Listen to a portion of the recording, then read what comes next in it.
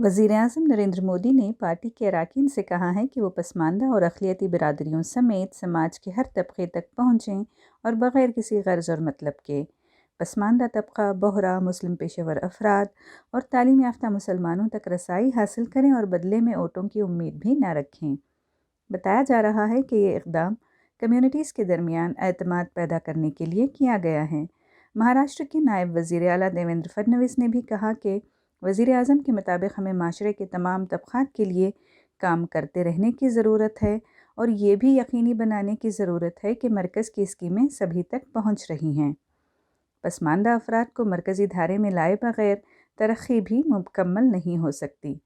उन्होंने मज़ीद कहा कि इंतख़ाबात में सिर्फ 400 दिन बाकी हैं, इसलिए हमें इस वक्त को पसमानदा तबक़ात के लिए काम करने के लिए इस्तेमाल करना चाहिए, क्योंकि बीजेपी अब एक सियासी तहरीक नहीं बल्कि समाजी तहरीक भी है जो समाजी और इक़्तिसादी हालात को बदलने के लिए काम कर रही है।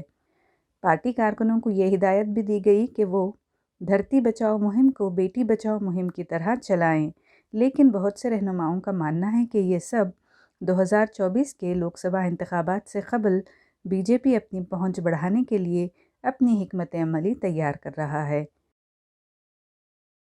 ಹೌದು, ಭಾಳ ದೊಡ್ಡ ಪ್ರಮಾಣದಲ್ಲಿ ಅಲ್ಪಸಂಖ್ಯಾತ ಮುಸ್ಲಿಂ ಬಂಧುಗಳನ್ನು ನಮ್ಮ ಜೊತೆಗೆ ತೊಗೊಂಡು ಹೋಗುವಂಥ ಪ್ರಾಮಾಣಿಕ ಪ್ರಯತ್ನ ಮಾಡಬೇಕು ಅನ್ನೋ ಸಲಹೆಯನ್ನು ಎಲ್ರಿಗೂ ಕೊಟ್ಟಿದ್ದಾರೆ. ನಾವು ಈಗಾಗಲೇ ಅಲ್ಪಸಂಖ್ಯಾತ ಮುಸ್ಲಿಂ ಬಂಧುಗಳ ಜೊತೆಗೆ ನಮ್ಮಲ್ಲಂತೂ ತುಂಬ ಚೆನ್ನಾಗಿದ್ದೇವೆ, ನಮ್ಮ ಬಗ್ಗೆ ತುಂಬ ಗೌರವ ಇದೆ, ನಮಗೂ ಅವ್ರ ಬಗ್ಗೆ ವಿಶ್ವಾಸ ಇದೆ.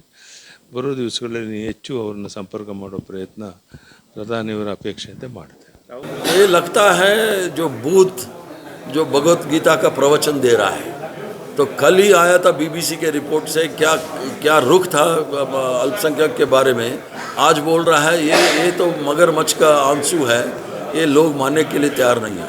यही सरकार में ईश्वरप्पा जी ने कहा कि मुसलमान को जो है वो क्या है रास्ता धोना है, ये करना है, झाड़ू करना है, उसके बावजूद भी वो बीजेपी में दाखिल नहीं होगा। लेकिन आज प्रधानमंत्री जी और भागवत जी कह रहे हैं कि ये केवल उनको अब मालूम हो गया कि हिंदू भी उनके अगेंस्ट चले गए, हिंदू भी उनको वोट नहीं डालेंगे, चलो कम से कम मुसलमान को कम से कम हम फुसला लें कि भाई तुम भी आ जाओ करके।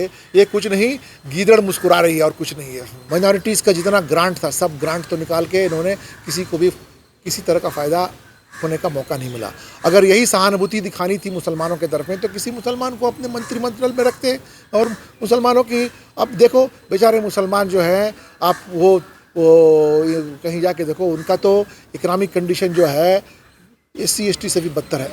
नौकरी मांगने जाओ तो मार पीट के जेल चले जाते हैं, अभी भी इतने बच्चे जेल में हैं और 120 UAP के शिकार में चले जाते हैं। इनको बचाने वाला भी कोई नहीं है। अब मार पीट करने के बाद मैं मलहम लगाता हूँ करने से, वो बेचारा इतना घबराया हुआ है कि वो मलहम से ही डर जाएगा वो तो।